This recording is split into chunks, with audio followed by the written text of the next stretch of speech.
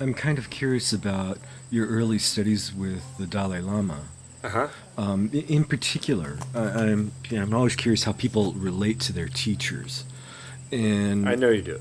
My first real big teacher, I have to speak a little louder for him, getting a little deaf, was Geshe Wangyal, a Mongolian Lama who lived in New Jersey who was very wise and a great knower of the world. And I met him, I had been hired in India to work with Tibetans and first met them there and saw the Dalai Lama, but didn't really meet him, but saw him. And I was definitely going to do Tibet, and I had a job at the Young Lama School in Dalhousie where Thurman and all those guys were. But then, just as I was going to take up my residence in that job, um, my father died in New York, and my mother insisted I come home, and I did, given the condition of a round trip ticket back to Delhi, because I had no intention of coming back to this society. But I thought if she insists, I'll go back and see deal with the funeral, etc. And while I was here, 2 days before my reservation back to Delhi, I happened to see in a Zen center in New York an advertisement for this guy, and I went to New Jersey. And from the minute I met him, it was like a destiny thing. My feet were transfixed to the ground type of thing. My knees were quaking, my stomach was fluttering, I couldn't speak, and I was very loquacious always. And, then he refused to be my teacher, actually. He said I couldn't have a teacher. I was too difficult, but he would try to be my friend. He said, and then we have an exchange where I would teach the young lamas the Dalai Lama had sent their English, and he would teach me Tibetan, the language, and then I could find out what I wanted from the books. But he wasn't going to say he was my teacher. He always said that. It's really amazing. And so that he was the one who really. I did, however, practice the sort of, guru relationship with him.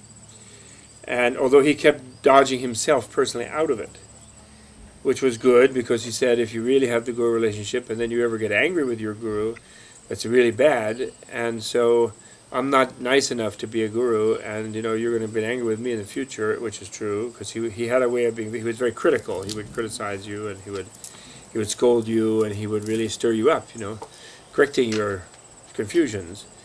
And then you would get angry at first too, and then so he avoided the formal thing, and he was very much into not allowing you to be dependent on him. Therefore, in other words, although actually you mentally were, but he was brilliant. Anyway, then it reached a point where he was refusing for me to be a monk, and I was insisting on being a monk because I didn't want to do anything else in my life, even though I was in New Jersey, which is a weird place to be for a New Yorker, and in the Pine Flats, and near where Bruce Springsteen was born, actually. And so then he said, "Well, you can't be a monk. You're not going to be a monk. You are a monk. You're living like a monk, and as long as you like to do that, it's fine. It's good, actually. But formality of a monk is not good for you because you're going to not stay that way." So, and then I wouldn't listen to that. And then he said, "Well, all right, I have to go to India, see His Holiness, and give some gifts to a lot of different monasteries and Tibetans. And you can go with me. And if he wants to make you a monk, then he can make you a monk, but I won't." So then he took me to His Holiness. That's how I then got with His Holiness. Then His Holiness took me under his wing on his recommendation. Although His Holiness did not follow his recommendation, which was to not make me a monk. Although he took his time to observe me, and after 1 year, he said, "Okay, you want to be a monk, you be a monk." And Lingam Rinpoche ordained me, and then His Holiness finished the ordination. And then, unfortunately, because His Holiness was young, he was only 6 years older than me. He was 29, not even 30 yet. And in Tibetan culture, to be a monk is not such a big deal. It's pretty easy. It's a great thing. There's a huge support system for it. And so it would be just really normal. It wouldn't even be like a big fluff, although you do it for life. You don't go back and forth like in Thailand. But it's not that hard to do in a way. Whereas in America, in those days, there was nothing. No monks, no nuns, there weren't even any Hare Krishnas at that time, 1964. So, but anyway, he did it because we were in that refugee bubble of a sort of mini bubble of Dharamsala of Tibetan culture.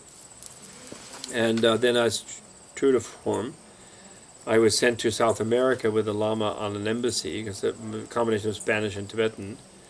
And then I went back up to New York and to the New Jersey monastery, and I was still fine, holding my vow and everything. And then mid-60s, all my old friends from schools in the civil rights movement, being drafted in the Vietnam War, protesting, psychedelic movement heating up, and I actually was quite a happy camper as a Buddhist yogi, but then I wanted to help them all type of thing, so I couldn't stay sort of in retreat the whole time. I felt I had something to convey to my wild and woolly comrades, and I basically, sooner or later, took off out of the monastery, resigned my vow, and became a layman again. So, anyway, I'm sorry about the teacher-student. Yeah. So, but during the time in Dharamsala with the Dalai Lama, he also dodged the formal teacher relationship with me because he was kind of interested in Western topics, and he hadn't had a person since Heinrich Harrer with sustained meetings all the time, once or twice a week,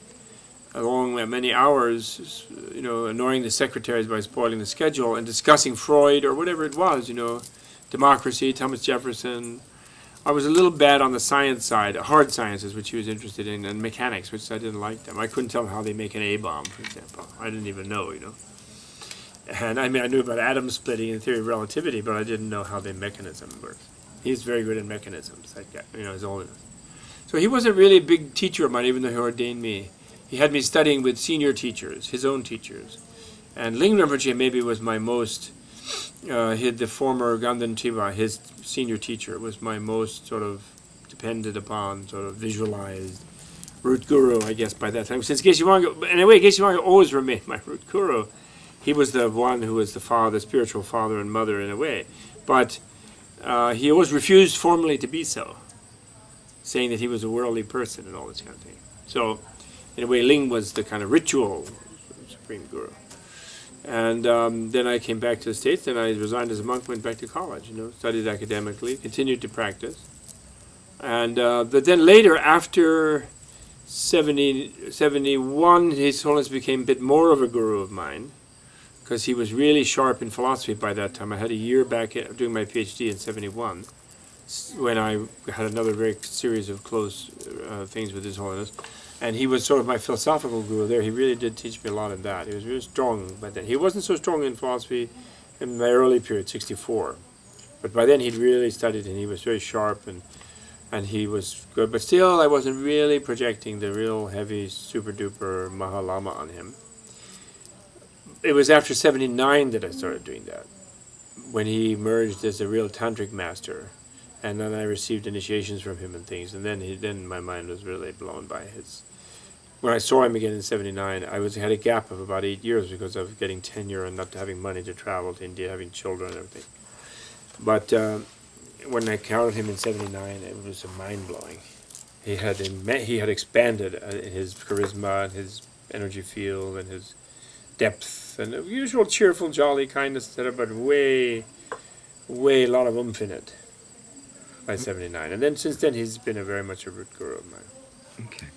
Although he has the kind of flexibility of character, and he propounds that flexibility, where you don't just get frozen in the guru mold with him. Like in some settings he's the big guru, and then in some settings he's like a buddy, and in some settings it's like a colleague, and he's like that. In particular, I'm very curious about. In particular, I'm very curious about his traits as a human being at that time. His Holiness? Yeah, where you had the oomph experience. In other words, what in well, him? when I first met him, he was kind of a young person with a huge pressure on him. He was very tense, and he was very stressed, and he pretty much bypassed Dharma questions. I mean, he already knew quite a lot, but he thought, well, you asked old Ling or somebody else, and I want to talk about something, and we would talk about Freud or something. And so, and then even he had me ordained originally by Ling and get my initial training about the bhikshu business, although he gave me the bhikshu vow himself. But, he wasn't a heavyweight. He wasn't like the old Geshe Wangyal or the old Ling Rinpoche, someone whose presence was like something like that to me. I mean, he was still impressive, and of course the way that people focused on him, the Tibetans, was like, here's like a divinity practically. But to me, he was like a college buddy, a little senior to me, but, you know, a little bit like that. Then the second time, he was more imposing, for sure, and very sharp intellectually. And we were really excited about some projects we started working on. Unfortunately, because I wasn't able to stay longer, and he wanted me to stay in India and work with him and translate things for him and so on. I couldn't because of the family and my financial situation, which was not, you know, my grant ran out and that was that. And I had to leave. And, but he was, you know, I was really pleased and delighted with his philosophical thing, and I benefited from it. And he was in love with the book that I translated. It was a big thing for him, a particular book that I was working on for my thesis, the Madhyamaka book. But then the thing, he just had to do with his growing up. You know, I think he had some long retreats. He was stalled in his international traveling quite a bit by different China visa things, you know, blocking his visas. Henry Kissinger blocked him for about 8 years to go to the States. Kissinger and his other surrogates. And so he had time to do long retreats, and he really, you know, stepped into his role as Kala Chakra Vajra Master and all this sort of thing, and, you know, it's got the vibe, totally. And, you know, you sit in his presence and you see things better, more clearly, you know, because he's seeing them more clearly, you know. So that's a big thing. Okay, yeah, And has never changed. And I would say since then, one of the greatest things I would say about him is that he's always growing more. And he'll give a public talk, and in the public talk he'll introduce 2 or 3 new things that he's thought up since the last public talk.